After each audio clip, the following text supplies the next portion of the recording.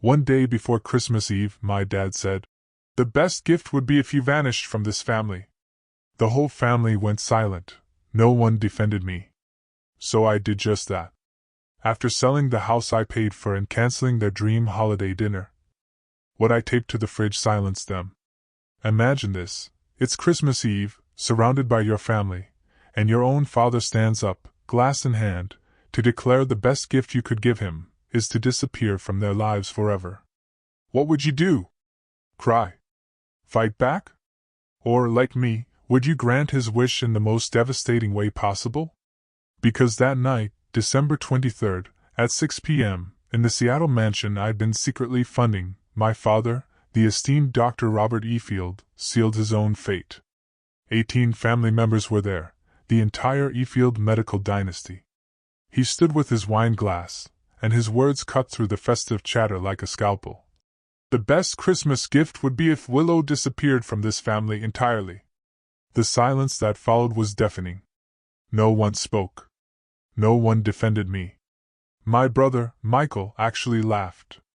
They had no idea they were applauding their own financial ruin. See, while they mocked my useless tech career, I'd been quietly footing the bill for their luxurious lifestyle. Every month, $4,800 disappeared from my account just for their utilities. I'd covered Dad's forgotten mortgage payments, and I was the co-signer on the very loan that kept a roof over their heads. Total damage? A staggering $500,400 over 8 years. My name is Willow. I'm 32, and the very next day, at the hospital's biggest gala, I was about to reveal something that would make my father wish he'd never opened his mouth. I was about to become his boss. The E. Field name carried immense weight in Seattle's medical circles. 3 generations of doctors, all from prestigious institutions, all published in renowned journals. My grandfather pioneered cardiac surgery techniques still taught today. My father, Dr. Robert E. Field, headed the surgical department at Seattle Grace Hospital. My brother Michael had just completed his neurosurgery residency. And then there was me, the family disappointment, who chose computer science over medicine. Every Sunday dinner at our sprawling Queen Anne mansion became a master class in subtle, excruciating humiliation. While Michael regaled everyone with his latest surgical triumph, I sat quietly, knowing my work in healthcare AI meant absolutely nothing to them. Willow plays with computers. My father would dismissively wave his hand. Not exactly saving lives. The irony burned a hole in my chest. I'd been the co-signer on the mortgage for that very house since 2016, after Dad's malpractice settlement tanked his credit score. Without my pristine 790 FICO score, he'd never have qualified for that coveted 3.9% interest rate. But in his mind, co-signing wasn't a real contribution. Neither was paying every single utility bill, electricity, water, gas, internet, property taxes, HOA fees. Month after month, $4,800 vanished from my account just to keep their lights on, their heated floors warm, their infinity pools sparkling. Dad knew, of course. He'd even mentioned it once, with a wry smile. Well, someone should contribute something since you're not carrying on the family legacy. As if $460,800 over 8 years was pocket change. As if the 11 times I'd covered his forgotten mortgage payments, another $39,600, meant nothing. But the worst part? How he'd introduce me at hospital events. This is Willow. She's in computers. The pause before computers hung in the air like a diagnosis of absolute failure. I kept everything meticulously documented in a spreadsheet I named Family Support. Every payment logged, dates, amounts, confirmation numbers. 8 years of financial devotion reduced to rows and columns that told a story no one wanted to hear. Total utilities and property costs, $460,800. Emergency mortgage coverage, $39,600. Combined contribution, $500,400. $500,000 my father dismissed as token gestures. That spreadsheet became my secret comfort during family gatherings. While Dad praised Michael's real accomplishments, and aunts cooed over his bright future, I'd mentally review my PayPal receipts, my bank transfers, my auto payment confirmations. Evidence of a love measured in dollars that bought me nothing but dismissal. Michael's promotion means he'll finally outearn Willow, Dad announced at Thanksgiving, raising his wine glass. Proof that medicine pays better than typing code. Michael had smirked. At least my work requires actual skill, not just Googling solutions. Mom actually laughed. Oh, Michael, be nice to your sister. Not everyone can handle the pressure of real responsibility. Real responsibility. I'd pulled up my banking app under the table, staring at that morning's auto payment. $4,800 for December's house bills. Their champagne glasses caught the light from the chandelier I paid to keep illuminated.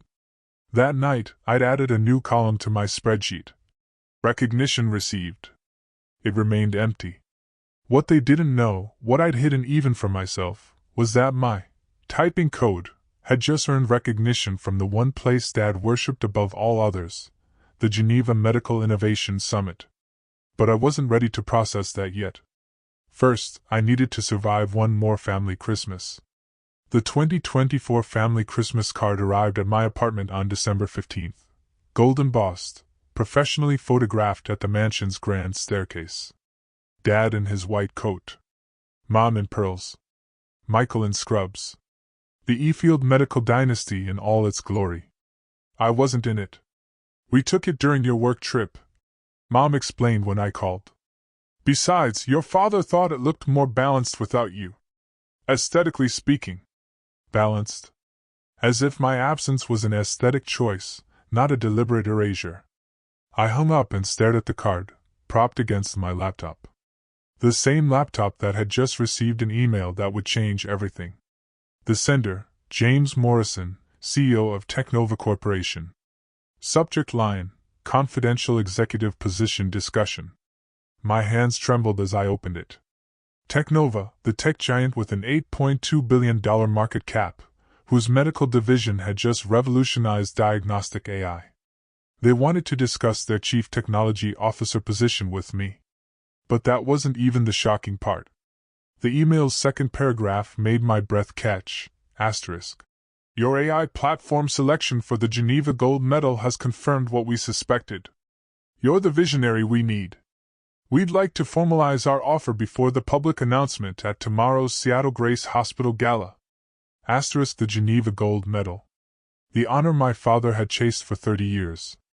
The recognition that had eluded 3 generations of Efield doctors. And I'd won it, with the computer, typing, they mocked.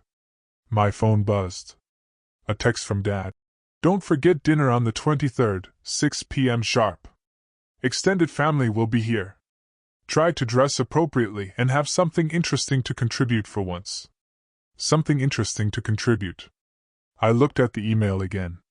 Then at the family Christmas card, where my absence was an aesthetic improvement. James Morrison's follow-up email arrived within hours, marked urgent, time-sensitive offer. My heart raced as I read the details that would either liberate me or destroy my last family connections. Position: Chief Technology Officer, Technova Corporation Medical Division. Base salary: $450,000 annually. Equity: 2%, vested over 4 years. Currently valued at $164 million. Start date: January 2, 2025. The deadline made my stomach clench. Please confirm by December 26th. We plan to announce your appointment at the Seattle Grace Hospital Christmas Gala on December 24th, where Technova will pledge our $50 million investment in the new wing. Dad would be there, sitting at the VIP table, basking in the medical community's admiration. I scrolled down to the final paragraph. Your AI platform has already saved 12,000 lives during our 6-month pilot program. This achievement, combined with your Geneva Gold Medal, makes you the ideal leader for our medical technology revolution. This role requires someone who values innovation over tradition. Innovation over tradition. Everything my family despised.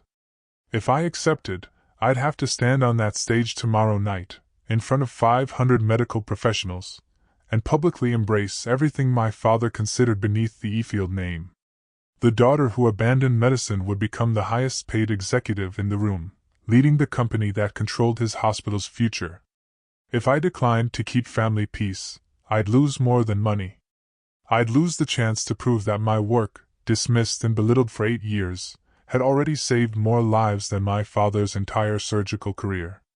My phone lit up with another family group text. Michael. Hope Willow remembers not to talk about coding at dinner tomorrow. Real accomplishments only. 17 relatives liked his message. 17 relatives. The stakes crystallized. I opened my laptop, researching what accepting Technova's offer truly meant. My fingers trembled over the keyboard, pulling up article after article about the company's revolutionary impact on healthcare. Technova AI reduces diagnostic errors by 67%. Revolutionary platform catches early-stage cancers doctors missed. The future of medicine isn't human. Every headline represented validation my family would never give me. But more importantly, the numbers told a story of lives transformed, rural hospitals gaining world-class diagnostic capabilities, underserved communities accessing premium healthcare through AI assistance. 12,000 people walking around today because my algorithm caught what human eyes missed. I found the Geneva Summit press release, embargoed until December 24th. The 2024 Geneva Gold Medal for Medical Innovation goes to Willow Efield for her groundbreaking diagnostic AI platform. This marks the first time in 40 years the award has gone to a non-physician. First time in 40 years. My father had submitted papers to Geneva 8 times, 8 rejections. But accepting meant more than professional triumph. It meant standing up at tomorrow's gala and essentially declaring, I chose technology over tradition. I chose innovation over your legacy. I chose myself over your approval. The family would see it as betrayal. The ultimate rejection of everything Efield stood for. My banking app notification popped up. Automatic payment scheduled, $4,800 to Efield Properties LLC. Tomorrow's house bills, processed like clockwork, while they planned their Christmas without me. I pulled up the co-signer agreement for Dad's mortgage. One phone call to Wells Fargo, and his rate would jump from 3.9% to 7.5%. His monthly payment would skyrocket from $3,600 to $5,200. Without my utility payments, he'd face $10,000 in monthly expenses. The power to devastate them sat in my hands. December 23, 6 p.m. I stood outside my childhood home, holding a $300 bottle of wine I knew they'd critique anyway. Through the frosted windows, warm light spilled onto the manicured lawn I'd paid to maintain. 18 cars lined the circular driveway. The full Efield extended family had assembled. Inside, the interrogation began immediately. Still typing code? Aunt Helen asked, her voice dripping condescension. Still saving lives? I responded quietly. Uncle Richard laughed. She thinks computers save lives. Robert, where did this one get her delusions? From her mother's side, clearly, Dad said, earning chuckles. The dining room showcased the family's medical degrees like a shrine: Harvard, Johns Hopkins, Stanford. Gilded frames reflecting the chandelier light. My MIT diploma wasn't there. It never had been. Michael just got promoted to attending physician, Cousin Sarah announced. Youngest in Seattle Gray's history. Following in Robert's footsteps beautifully. Grandmother Efield nodded approvingly. At least we have one child maintaining standards. Michael smirked at me across the table. Don't look so glum, Willow. Someone has to be the family cautionary tale about wasted potential. Speaking of waste, Dad interjected.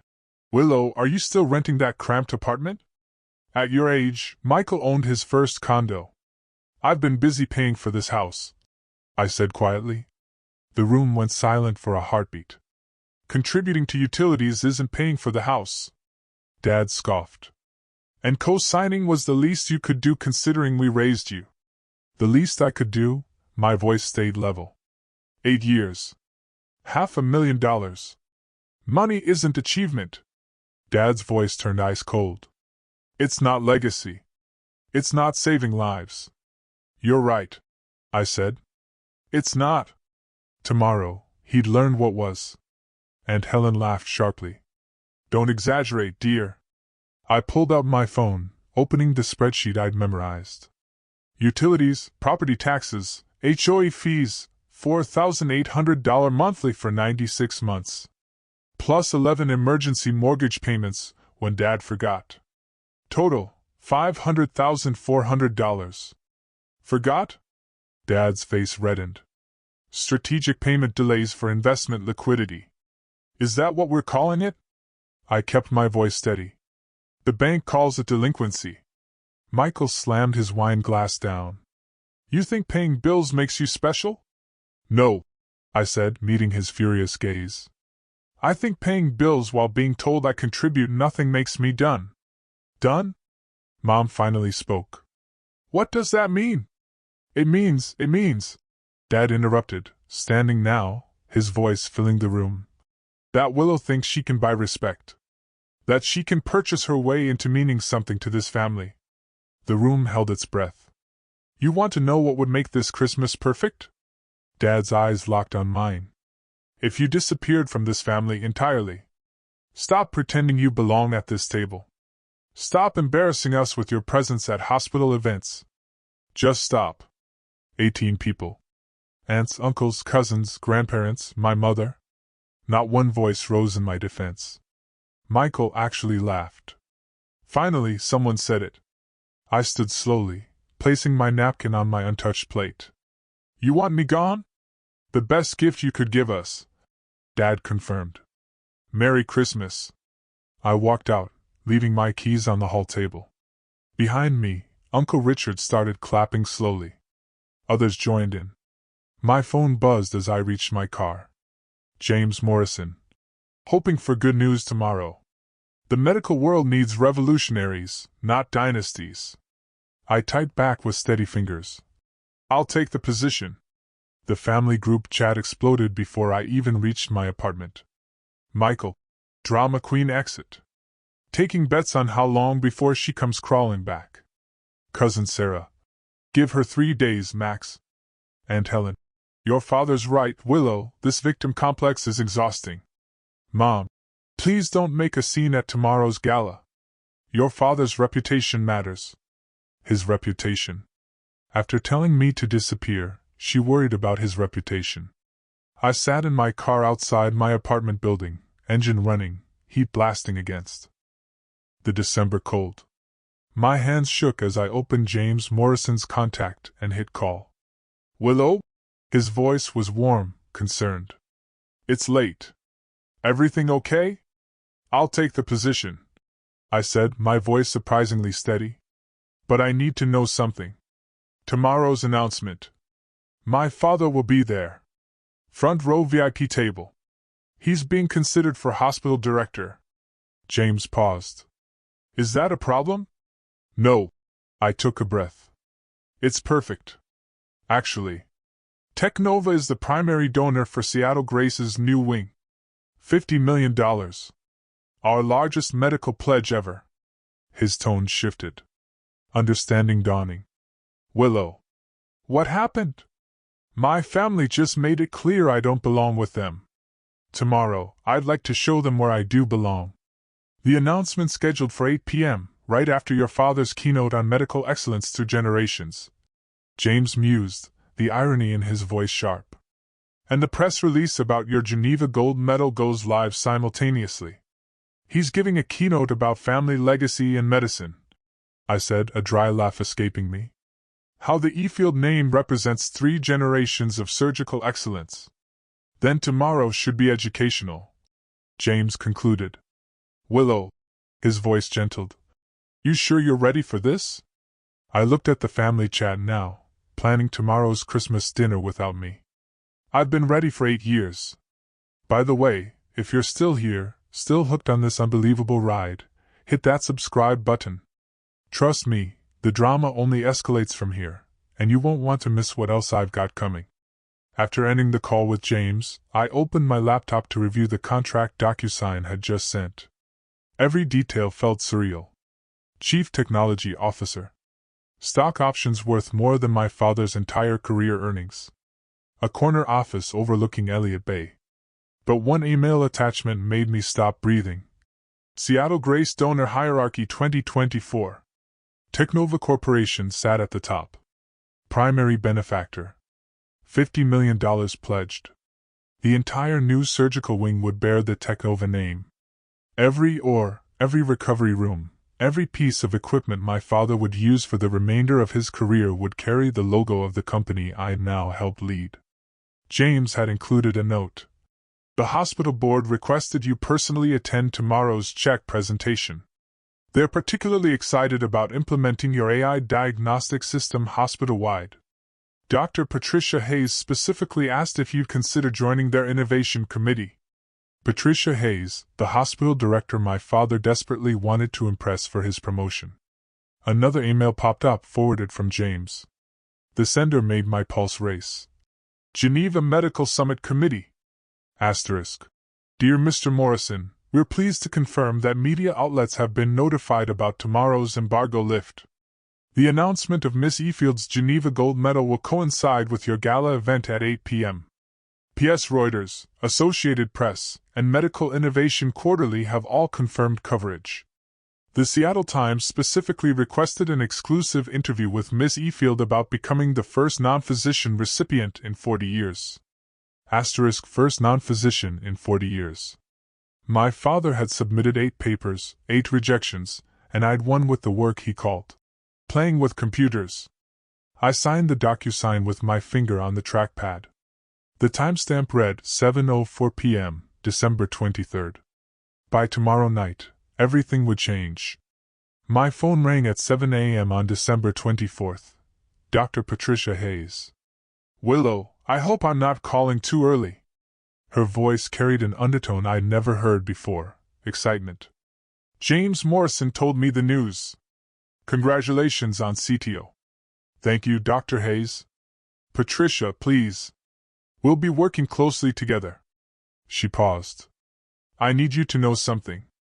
Before tonight, I was on the Geneva Selection Committee. I've read every submission your father ever sent. Competent work, but derivative. Yours? Revolutionary. My throat tightened. He doesn't know I won. No, he doesn't. But he'll find out tonight, along with something else. Her voice dropped. I've been documenting your platform's impact at our partner hospitals. 12,000 lives saved is actually conservative. The real number's closer to 15,000. 15,000. Every case tracked, verified, documented. I'll be presenting this data tonight, right after James announces your appointment. She paused again. Your father likes to quote his career statistics. 4,000 successful surgeries over 30 years. You've quadrupled that in 6 months. I stared at my apartment ceiling, processing this. Why are you telling me? Because for 8 years, I've watched Robert diminish your achievements while taking credit for a hospital wing he couldn't afford without your company's donation. Did you know he lists himself as primary facilitator for the Technova partnership? What? Oh, yes. On his director application, claims his family connections in technology secured the funding. She laughed bitterly. He means you, of course. The daughter he tells everyone is wasting her life. You rejected his director application. The board meets January 3rd. But between us, a director who publicly disowns the very innovation saving lives? Not exactly leadership material. The pieces were falling into place for tonight's revelation. December 24th, 7 p.m. The grand ballroom at the Fairmont Olympic Hotel glittered with Seattle's medical elite. 500 guests in designer gowns and tailored tuxedos. Champagne flowing. Conversations buzzing about funding, research, and reputation. I entered through the main doors, wearing a simple black dress and my MIT alumni pin, the only jewelry I needed. The hostess checked her list, confused. Willow Efield? You're at Table 1, with Technova Corporation. Table 1. The primary sponsor table, direct sideline to the stage. My father stood at Table 3, the VIP medical staff section, holding court with his surgical colleagues. He hadn't noticed me yet. Michael was beside him, gesturing animatedly about some procedure. Mom, with her favorite pearls, laughed at someone's joke. Willow! James Morrison's voice cut through the crowd. 6'2", silver-haired, a commanding presence that made heads turn. There's our newest executive. He guided me to table 1, where Technova's C-suite sat alongside major shareholders. The placement wasn't subtle. Anyone who mattered would notice the E-Field daughter sitting with the hospital's biggest donors. Nervous? James asked quietly. No, I realized with surprise. I'm ready. The lights dimmed for dinner service. Patricia Hayes took the podium for opening remarks, welcoming guests, thanking donors. Then she announced the keynote speaker. Please welcome Dr. Robert E. Field, discussing 3 generations of medical excellence. Dad strode to the podium with practiced confidence. The spotlight found him as he began the speech I'd heard versions of my entire life. The E. Field legacy, the sacred calling of medicine, the importance of tradition. The E. Field name has meant healing for 70 years, he proclaimed. My son Michael continues this proud tradition. No mention of me. In a room where I sat at the sponsor table, I remained invisible to him. Medical excellence, my father continued, his voice resonating through the ballroom, cannot be replicated by machines or algorithms.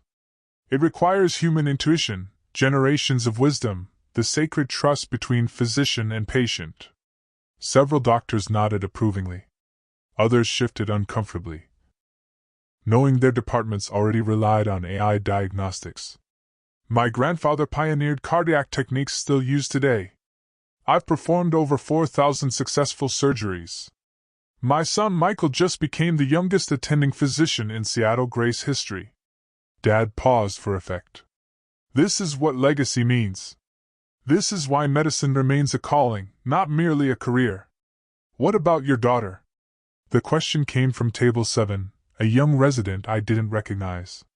Dad's jaw tightened. My daughter chose a different path. But isn't she? She works in technology. Dad cut him off, his tone dismissive. Some people prefer keyboards to scalpels. Less pressure, less responsibility, less impact. Nervous laughter rippled through the crowd. James Morrison's hand briefly touched my arm in silent support. Not everyone, Dad continued, warming to his theme, can handle the weight of life and death decisions. Some seek easier roads, coding, data entry, digital busywork that machines will eventually replace. Anyway, Michael laughed audibly from table 3, raising his champagne glass in a mock toast. But tonight, Dad spread his arms magnanimously. We celebrate those who chose the harder path, who understood that true innovation comes from human hands, not artificial intelligence. Patricia Hayes stood up from table 2. Several heads turned. The future of medicine, Dad concluded, oblivious, belongs to those brave enough to carry forward tradition, not those hiding behind screens pretending to contribute. The applause was polite, but scattered. Half the room knew Technova's AI had transformed their departments. James Morrison rose from his chair. Before James could move, another voice pierced the awkward silence. Dr. E. Field, a follow-up question. Dr. Marcus Chen from Pediatric Oncology stood up. Your daughter, isn't she the one who developed the diagnostic AI we've been using? Dad's smile turned brittle. As I said, she works in technology. Basic programming, basic. Dr. Chen persisted. The system caught 3 cases of pediatric leukemia we missed. That seems more than basic. Listen, Dad's voice sharpened. I'm sure my daughter's hobby projects have their place, but comparing data entry to actual medicine? That's insulting to every physician here. Hobby projects? Someone whispered at a nearby table. Michael stood up, emboldened by wine and opportunity. My sister means well, but she's always been jealous of real doctors. This coding thing is her way of trying to feel important. Mom nodded supportively. We've tried to be patient with her need for attention.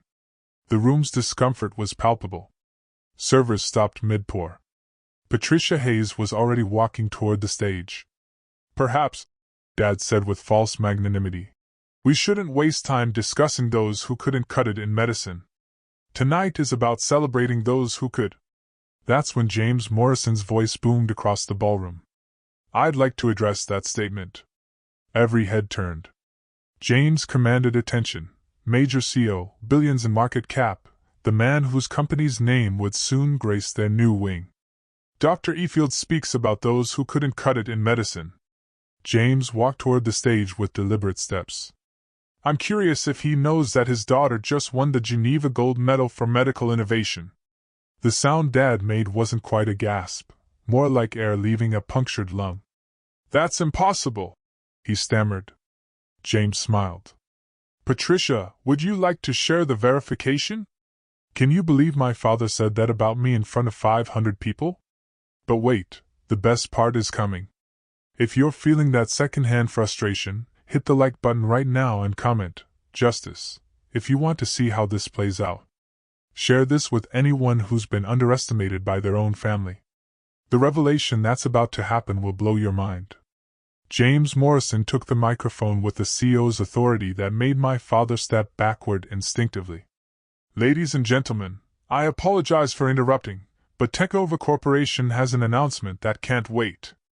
The screens around the ballroom flickered to life with the Technova logo. Tonight, we're not just pledging $50 million to Seattle Grace. We're introducing the architect of the medical revolution that made our success possible. Dad remained frozen at the podium's edge, his face draining of color. 6 months ago, James continued, we implemented an AI diagnostic platform that has transformed healthcare delivery across 47 hospitals. This platform has identified cancers at stage 0, predicted cardiac events weeks in advance, and caught rare diseases that would have killed patients within days. The screens shifted to data visualizations, survival rates, diagnostic accuracy, lives saved. 15,237 lives. James let the number hang in the air. That's not a projection. That's verified, documented reality. Each case peer-reviewed and confirmed. Whispers rippled through the crowd. Doctors pulled out phones, checking their own department statistics. This platform just won the 2024 Geneva Gold Medal for medical innovation. The first time in 40 years it's gone to someone without a medical degree. James paused, his eyes finding mine. Because sometimes the greatest medical breakthroughs come from those brave enough to think beyond tradition. My father's hand gripped the podium's edge, knuckles white. Please welcome Technova's new Chief Technology Officer, the mind behind this revolution. And yes, Dr. Robert Efield's daughter, Willow Efield. The spotlight swung from my father to find me at table 1. 500 faces turned. The silence was absolute. I stood slowly, my MIT pin catching the light, and began walking toward the stage. Each step felt like shedding 8 years of invisibility. The spotlight followed my path through the ballroom. Past tables of surgeons who dismissed me. Past relatives who'd mocked my choices. Past my brother, whose champagne glass trembled in his hand. Willow Efield, James announced again, louder this time. Our new Chief Technology Officer. The words echoed off the ballroom's vaulted ceiling. Someone started clapping. Dr. Chen from Pediatrics.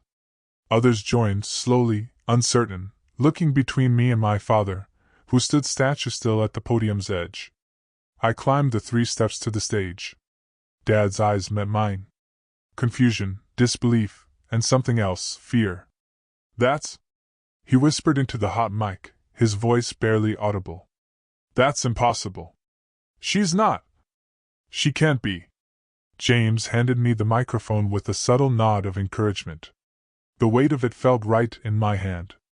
Good evening, I said, my voice steady and clear. Yes, I'm Robert Efield's daughter. The one who chose keyboards over scalpels. The one who couldn't handle real medicine. Michael had dropped into his chair, face ashen white. Mom's hand covered her mouth. 12 hours ago, I continued, my father told me the best Christmas gift would be if I disappeared from the family. 18 relatives applauded that suggestion. Gasps rippled through the crowd. Patricia Hayes was recording on her phone. So I'm honoring his wish. I'm disappearing from the Efield family legacy of traditional medicine. I turned to face my father directly, and appearing as the CTO of the company that will define medicine's future. The screens behind me lit up with the Geneva announcement, my name in bold letters beneath the gold medal image. Dad's legs seemed to give out. He gripped the podium to stay upright. I turned back to the audience, clicking the presentation remote James had discreetly handed me. The screens filled with data I knew by heart. This AI platform started as what my family called a hobby project, something I worked on during the nights I wasn't paying their bills. The spreadsheet appeared briefly. $500,400. Highlighted. But while I was covering the mortgage on a house I wasn't welcome in, I was also building something that would save lives they couldn't reach. The next slide, before and after diagnostic rates from Seattle Grace's own departments. Radiology, 34% improvement in early detection. Oncology, 47% reduction in misdiagnosis. Emergency, 89% faster critical condition identification. I kept my voice professional, letting facts speak louder than emotion. 15,000 lives saved in 6 months. That's 83 lives per day. While my father performed 4,000 surgeries over 30 years, this platform saves that many every 7 weeks. Those are just numbers. Dad finally found his voice, though it cracked. Medicine is about human connection. You're right, I interrupted calmly. Which is why the platform doesn't replace doctors. It empowers them. It gives them time for human connection by handling data analysis in seconds instead of hours. Patricia Hayes had joined us on stage. If I may, she said, taking a second microphone. Dr. Efield, you've repeatedly dismissed your daughter's work as not real medicine. Yet you listed yourself as the primary facilitator of Technova's donation on your director application. You claimed credit for the very innovation you're denouncing. The crowd's murmur turned sharp. Board members exchanged glances. Furthermore, Patricia continued, the Geneva Committee you've submitted to 8 times? They specifically noted that Willow's work represents the most significant medical advance since antibiotics. Dad's mouth opened and closed soundlessly. Patricia Hayes wasn't finished. The hospital director commanded the stage with an authority that made my father shrink. Let me be crystal clear for everyone here. Patricia announced. Willow Efield's platform has reduced our mortality rate by 34%. The largest improvement in Seattle Grace's history. More effective than any surgical innovation, any pharmaceutical breakthrough, any traditional intervention we've implemented. She clicked to a new slide showing department rankings. Every department using her AI system has seen unprecedented improvements. Every department resisting it. She paused meaningfully. Has fallen behind national standards. My father's surgical department was highlighted in red at the bottom. The future of medicine isn't tradition versus technology. Patricia continued. It's embracing both. Something Miss Efield understood while others clung to outdated hierarchies. This is ridiculous. Michael suddenly shouted from the floor, Wyan slurring his words. She's not even a real doctor. She doesn't save lives. She types code. Mr. Efield. Patricia's voice turned ice cold. Your sister's typing has saved more lives this month than you will in your entire career. Sit down. The rebuke echoed through the silent ballroom. Michael collapsed into his chair. Patricia turned to me. Miss Efield, would you share your vision for Technova's partnership with Seattle Grace? I nodded, clicking to the final slide. Architectural renderings of the new wing. The Technova Medical Innovation Center will integrate AI assistance into every aspect of patient care.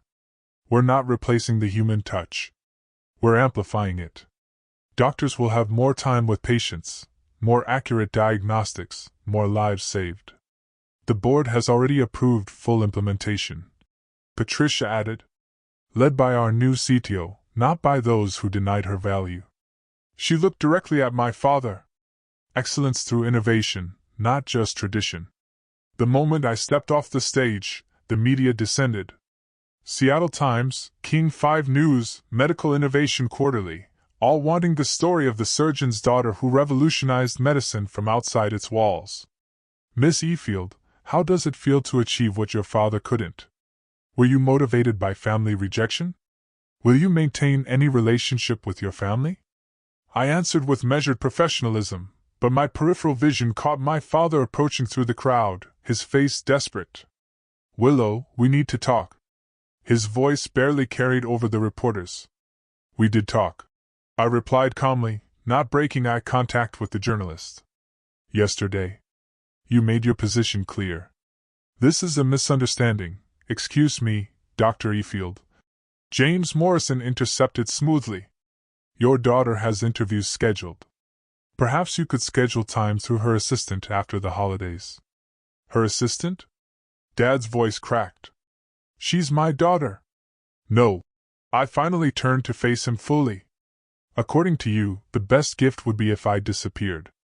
I'm simply honoring your wishes professionally. The reporters were recording everything. Mom had pushed through the crowd, tears streaming. Willow, please. It's Christmas. Yes, it is. I pulled out my phone, showing them the family group chat, the one they were planning without me. Michael's message has 17 likes, remember? Board members were watching. Patricia Hayes stood nearby, arms crossed. The house, Dad started, will need new financial arrangements. I kept my voice level. I've covered $500,400 over 8 years. Consider it my graduation gift from the family that never wanted me. You can't just, I can. I am. I'd already notified Wells Fargo about removing myself as co-signer. Your rate adjustment letter should arrive by Monday. His face went gray. You're removing yourself as co-signer? Dad's voice pitched higher, panic breaking through his usual composure. Several board members stepped closer, sensing drama. Effective January 1st. I pulled up the Wells Fargo email on my phone, holding it where reporters could see. Without my credit score, your rate jumps from 3.9% to 7.5%. That's $5,200 monthly instead of $3,600. You can't. That's financial blackmail. No, it's financial independence. Something you said I'd never achieve while playing with computers. I switched to my banking app. I'm also canceling the automatic payments for utilities, property taxes, HOA fees, and maintenance. That's another $4,800 monthly you'll need to cover. Michael had stumbled over, face flushed with alcohol and rage. You vindictive, careful. Patricia Hayes warned, stepping forward. You're speaking to Technova's CTO at a professional event. The board is watching. $10,000 monthly total. I continued calmly. The mortgage company has already been notified. They seemed very interested to learn that Dr. Robert Efield has been dependent on his daughter's charity for 8 years. Charity? Mom gasped. We're family. No. Family defends each other. Family celebrates success. Family doesn't applaud when someone says you should disappear. I looked at each of them. You made it clear I'm not family. I'm simply adjusting my finances accordingly. The Seattle Times reporter stepped forward. Miss Efield, are you saying your father has been financially dependent on you while publicly dismissing your career? The documents speak for themselves. I replied, forwarding the spreadsheet to her email. 8 years of records, every payment documented. Dad's legs wobbled. A board member offered him a chair. The best part, I added quietly. That co-signer clause was your addition, Dad. You insisted on it to get the lowest rate. Ironic, isn't it? James Morrison stepped to the microphone one final time. His CEO presence commanded immediate attention. Before we conclude tonight's announcements, there's one more matter. He clicked to a news slide showing Technova's donation terms. Our $50 million commitment comes with specific governance requirements. Dad, still slumped in the chair someone had provided, looked up sharply. The AI Innovation Wing will operate under independent leadership, separate from traditional surgical departments. James's eyes found my father. This ensures that progress isn't hindered by those who resist change. Additionally, Patricia Hayes took the microphone. The hospital board has restructured our innovation committee.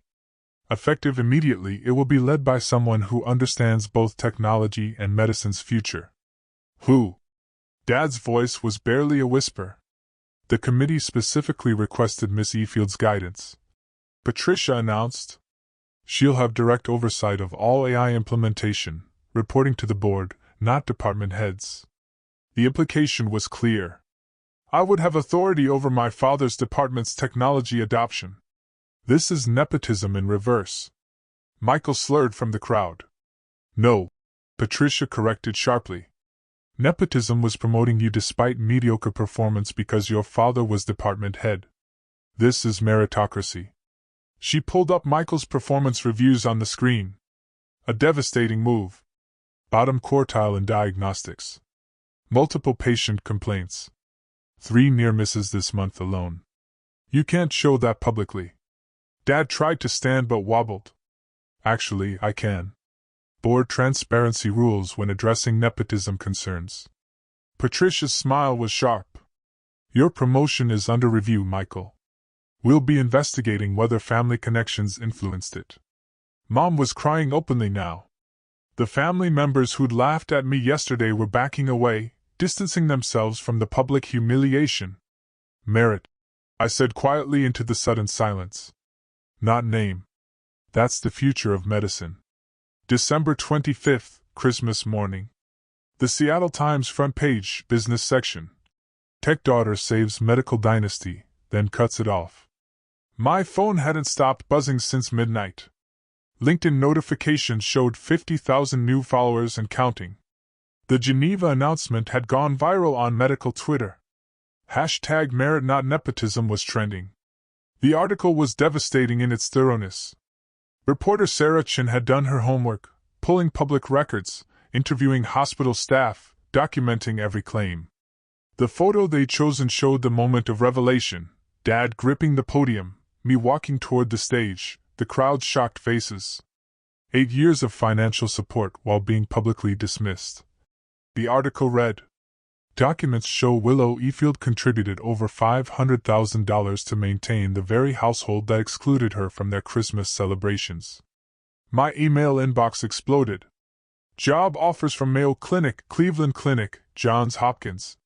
Speaking invitations from Harvard Medical School, Stanford, MIT. Every major medical AI company wanting partnerships. But the most telling responses came from other healthcare professionals. Finally, someone stood up to the old boys club. Your father dismissed my AI research proposal 3 times. Karma is beautiful. I'm a surgeon's daughter who became a nurse. He told me I couldn't hack real medicine. Thank you for this. The family group chat had gone silent. After 37 missed calls from Dad, 23 from Mom, and 1 text from Michael. You've ruined us. No, I thought, scrolling through the opportunities flooding in. I'd freed myself. Local news picked up the story by noon. Prominent surgeon's financial dependence on dismissed daughter exposed at charity gala. By evening, it had gone national. CNN. When family betrayal meets professional triumph, the Willow Efield story. Every share, every comment, every view was another crack in the Efield family facade. By December 26th, the family scramble had turned desperate. Dad 47 missed calls, 23 voicemails ranging from anger to pleading. Willow, this is cruel and unnecessary. Call me immediately. The mortgage company called. You can't do this. Please. Your mother is devastated. I'm sorry, okay? Is that what you want to hear? Mom's texts were guilt-laden masterpieces. How could you humiliate us like this? Christmas was ruined without you. Your father hasn't slept. Please come home so we can talk. Michael's emails progressed from rage to panic. You vindictive witch. You've destroyed my career. The board is investigating my promotion. This is your fault. I could lose my license if they find Dad influenced the hiring. Please tell them it wasn't nepotism. Please. The extended family suddenly discovered my number. Aunt Helen. Sweetheart, we always believed in you. Perhaps you could reconsider the co-signing? Uncle Richard. Proud of your success. By the way, does Technova have openings? Cousin Sarah. Girl boss. Could you put in a word at the hospital? Even grandmother Efield, who hadn't called in 3 years. Darling, family forgives. Your father is suffering. The most telling message came from their financial advisor, accidentally CC'd to me. Dr. Efield, without Willow's support, you'll need to liquidate investments or sell the house within 90 days. The payment increase is unsustainable with your current obligations. Their dream home, their status symbol, their castle built on my silent support. I archived every message without responding. They'd wanted me gone. They'd celebrated my erasure. Now they were learning what my absence actually meant. Not just emotionally, but financially, professionally, socially. The reckoning they'd never imagined had arrived. January 3rd arrived with consequences as precise as surgical cuts. The hospital board meeting minutes were leaked within hours. Dad's director application denied. The reason cited made headlines in medical blogs. Failure to demonstrate inclusive leadership and resistance to innovation adoption. Michael's situation was worse. The investigation into his promotion revealed what everyone suspected: fast-tracked advancement, overlooked performance issues, preferential scheduling. His attending position was revoked. Demoted back to senior resident with mandatory performance improvement plans. This is your fault. Michael's voicemail screamed. You destroyed everything. No, I thought, reading Patricia Hayes' email. You destroyed yourselves. Patricia had written. The board was particularly concerned by Dr. Robert Efield's public dismissal of technology that saved 15,000 lives. How can someone lead a modern hospital while denying modern medicine? The dominoes kept falling. 3 pharmaceutical companies pulled Robert from their speaker rosters. His anti-AI stance was now problematic for their brand. The medical school canceled his guest lecture series. We need professors who embrace innovation. The coordinator explained in an email he'd blindly copied me on. His private practice referrals dropped 40% in 2 weeks. Patients were requesting doctors who use that AI system. The country club, where he bragged about his successful children, plural, only when convenient, had questions about his delayed membership dues. But the final blow came from Wells Fargo. Dear Dr. Efield, your request for rate modification has been denied due to insufficient credit score and debt-to-income ratio without cosigner. Payment of $5,200 begins February 1st. Additionally, review shows 11 late payments previously covered by cosigner.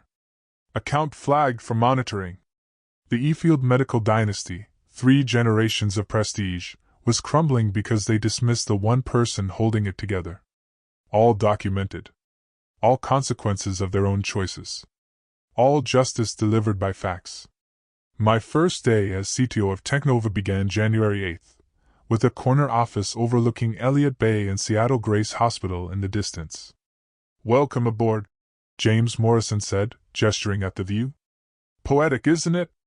200 engineers reported to me now. My assistant, Marcus, had already fielded 12 interview requests and 37 partnership proposals before 10 a.m. The Geneva Committee wants you as keynote for their 2025 summit, Marcus announced. They're calling it Medicine Beyond Tradition, the Efield Revolution. The irony wasn't lost on me. My first all-hands meeting was scheduled for 2 p.m. The team had decorated the conference room with congratulations, banners and a cake reading. To saving lives without a scalpel. Your AI platform went live in 12 more hospitals this week, my engineering director reported. Current projection, 100,000 lives impacted by second quarter. 100,000. A number my father couldn't fathom. The WHO partnership confirmation arrived that afternoon. We'd be deploying the platform in underserved countries, bringing advanced diagnostics to places traditional medicine couldn't reach. Miss Efield, the WHO director said over video call, your technology will democratize healthcare globally. This is medicine's future. At 4 p.m., looking out at Seattle Grace, I saw something that made me pause. An ambulance at the emergency entrance. Someone's worst day, potentially their last. Unless the AI caught something human eyes might miss. That's what mattered. Not family approval, not legacy, not the E-Field name on a hospital wing. Lives saved, suffering prevented, hope delivered through innovation, they mocked. My phone buzzed, a text from an unknown number, a patient whose rare cancer was caught by my platform. You saved my life. Thank you for not giving up. Despite those who doubted you. Despite those who doubted me. Despite family who dismissed me because of that. Christmas morning, 1 year later. December 25, 2025. I sat in my new Belltown penthouse, coffee in hand, watching the sunrise paint Mount Rainier gold. The family group chat I'd muted months ago showed 847 unread messages. I opened it for the first time since last Christmas. The recent messages were revealing. Mom, Willow, please. We're losing the house. Michael, can we at least talk? I'm struggling with resident salary. Dad, your mother wants you to know we're having Christmas at Aunt Helen's apartment. Apartment, not the mansion. I typed my first message in a year. I see you're experiencing life without my support. This is not cruelty, it's consequence. You celebrated my erasure from the family. I simply honored your wishes. If you want to reconnect, here are my non-negotiable conditions. 1. Public acknowledgement of 8 years of financial support. 2. A written apology for the Christmas Eve dismissal. 3. Acknowledgement that my work has value equal to medicine. 4. Commitment to therapy, family and individual. 5. Respect for my boundaries going forward. This isn't about money. It's about recognition, respect, and rebuilding on truth, not tradition. You have my terms. The choice is yours. I send it, and close the app. Within minutes, my phone rang. Mom. I let it go to voicemail. Willow, sweetheart, those conditions, your father's pride. Can't we just forget everything and start over? No. Starting over meant they'd learn nothing. Accountability came before absolution. Another call. Dad, this time also to voicemail. This is extortion, Willow. Family doesn't have conditions. But apparently family could tell you to disappear. Family could mock your career while taking your money. Family could erase you from photos while cashing your checks. That wasn't family. That was exploitation. February 2025. Dad showed up at Technova's headquarters, desperate enough to try ambushing me at work. I need to see my daughter, he told reception, using his most authoritative surgeon voice. I'm sorry, Dr. E-Field, but you're not on Miss E-Field's approved visitor list. The security guard replied professionally. Would you like to leave a message? I watched it all on my office security monitor. He'd aged years and months. Gray stubble, wrinkled suit, the posture of defeat. This is ridiculous. I'm her father. Sir, I'll need you to leave the premises or I'll have to call building security. He left an envelope instead. Marcus brought it up an hour later. I opened it carefully.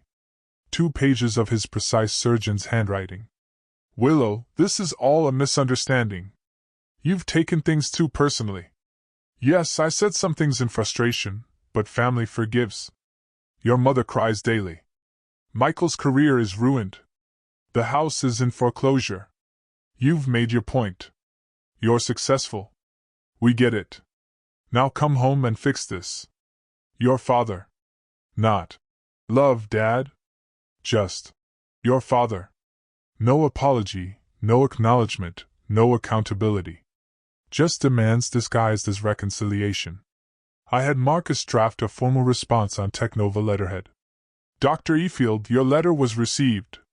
It contains no apology, no acknowledgement of wrongdoing, and no acceptance of the conditions I outlined for reconnection. You state, I've taken things too personally. Telling me to disappear from the family was personal.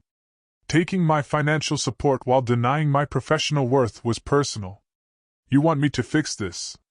I did not break it. You did, with 18 witnesses who applauded. My conditions remain unchanged and non-negotiable. Willow E-Field, Chief Technology Officer, Technova Corporation.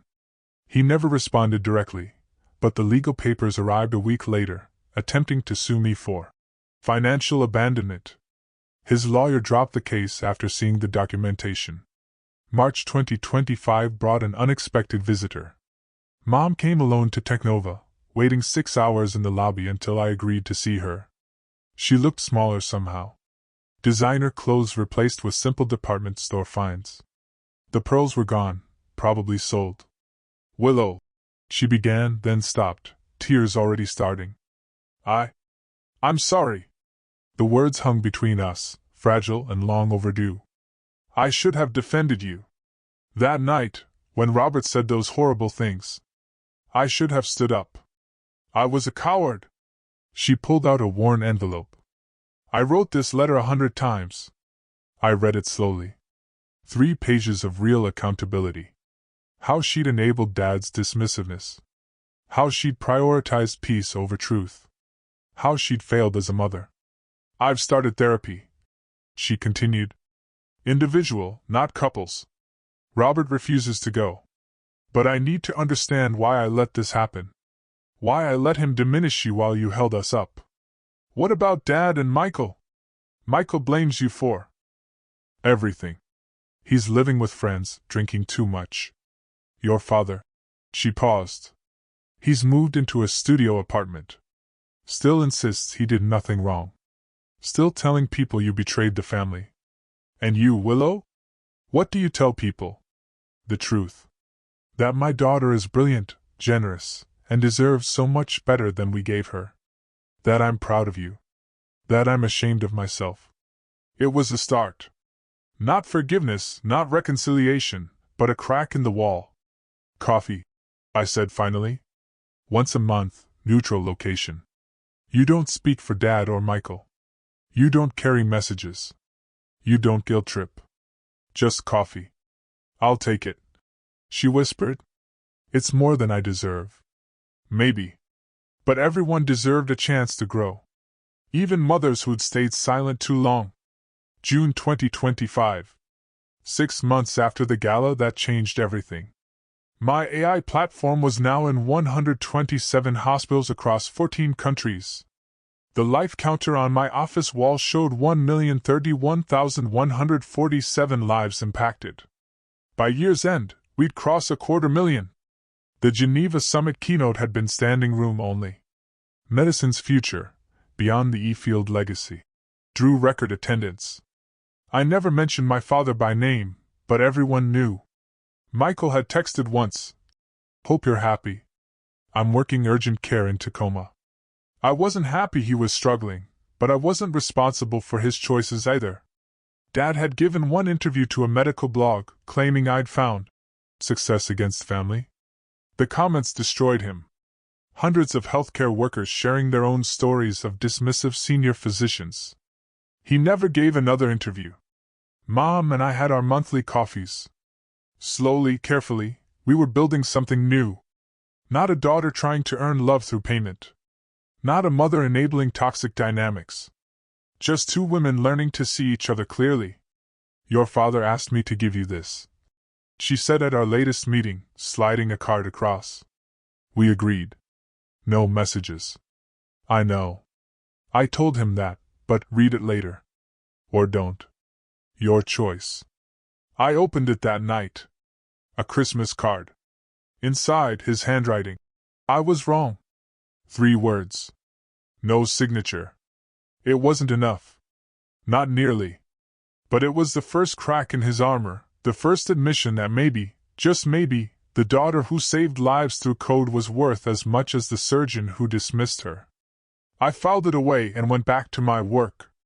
Tomorrow, my platform would save another 400 lives. That mattered more than 3 words from a man who needed to lose everything to write them. Success isn't revenge. It's living well despite those who doubted you. Thank you for listening to my story. If you've ever been dismissed by family who should have supported you, remember your worth isn't determined by their recognition. What would you have done in my place? Would you have cut ties completely, or would you have kept trying to reconcile with your family? Tell me what you think in the comments below. I really want to know.